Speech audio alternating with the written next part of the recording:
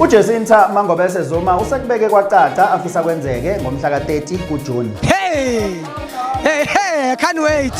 Futhi ngibona ngathi sekude. Xolise ngalowo msindo. Kanti sekubanjwe inkuzmalanga yaseZimbabwe engenayo imvume yokuba kuleli igqekeze isiteshi sikagesi yasiphendula umuzi wayo. SA News with TK Zuma. Sinibingelele sinamukele endabeni ze-SA News with TK Zuma. Sanibonani.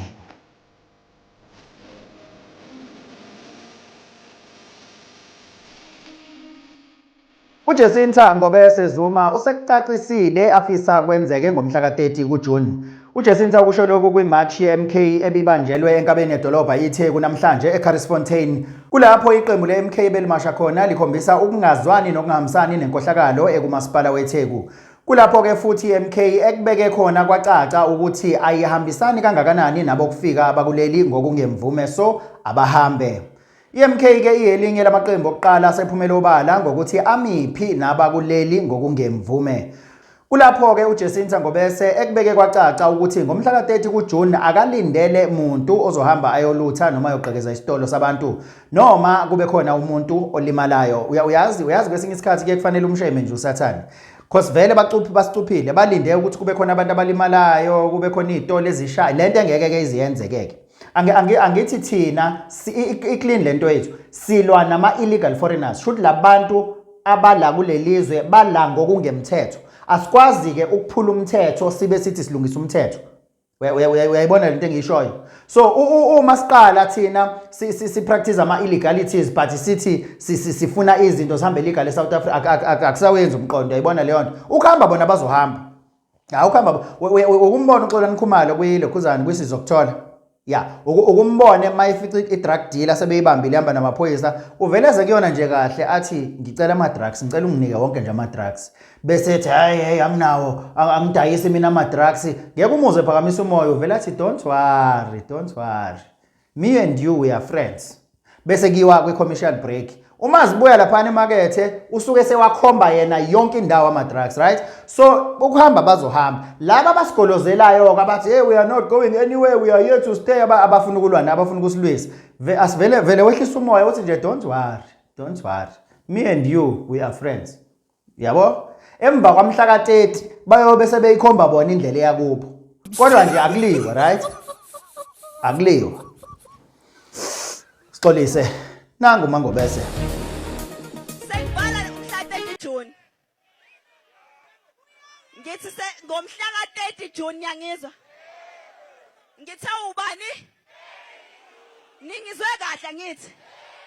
Ngifuna ningenzele into eyodwa nje ngomhla ka-30 June noma zibe u2. Ngomhla ka-30 akhona oyedwa engicela ukuthi aye esitolo ayolutha niyezwa. Akhona oyedwa umuntu okufika kufanele nimshaye niyezwa. Lento esiyenzayo ukuthi abantu abahamba asilambile ngoba siyenza. Siyenza ngoba unezingane and uma izingane iqhubeka ziphila ezweni la kukhona abantu esingabazi umuntu ohlangana naye umazi noma uphuma le wabulala abantu noma udla abantu noma umdlenguli kulokhuzana. Sekubanjwe inkuzmalanga yaseZimbabwe engenawo amaphepha okuba kuleli isigqekeze isitolo sikagesi esibizwa nge-high voltage substation yasiphendula umuzi wayo. Le nkuzmalanga ebisihlala kule steshi ineke ngisho ingwawo yazi kodwa ave siyadakeleka kodwa South Africa madoda kithi sasenzeni kubani sonani madoda kithi. Uyazi ugqekeze isiteshi sikagesi uhlala phakathi kwi-substation high voltage ngisho amakhebula akhona uyabona hayibo isibindi esingaka yazi wayiqinisile umalema ukuthi labantu banesibindi esababulala mhla bekhetha ukcross umfula wengwenya beza la eSouth Africa. So bavele nje banesibindi esiyingozi bafana nabantu asebefile. Ungahlala estation esikagesi high voltage substation uhlala nje wena uneke ngisho ingubo zakhe phekwa hayibo. Ake ningiboniseni lempungusha. Between life and death, wow. Yes. Yes. Ugesi lo wonke lokho. Any mistake when I tell them Lord, yes. So kwathi lo muntu lo shisa nempepho. Itransmele kaBhoma lana ndoda. Shisa nempepho. Shuthu Phela lapha. Yafana. Indida ngendoda thizeni yakuleli elalisa abantu bedakiwe zonke izinsuku. Le ndoda ugama layo linguNtokozo isididi abaningi ngokuthi njalo la ifika khona ilalisa abantu bedakiwe. Kuyacelakala ke umphakathi ukuthi uma uyibona le ndoda ungasondela eduze kwayo kodwa uthinte abafundisi abaseduze ukuze bakwazi ukuyikhulekela. Nansi impica abadala yanamhlanje.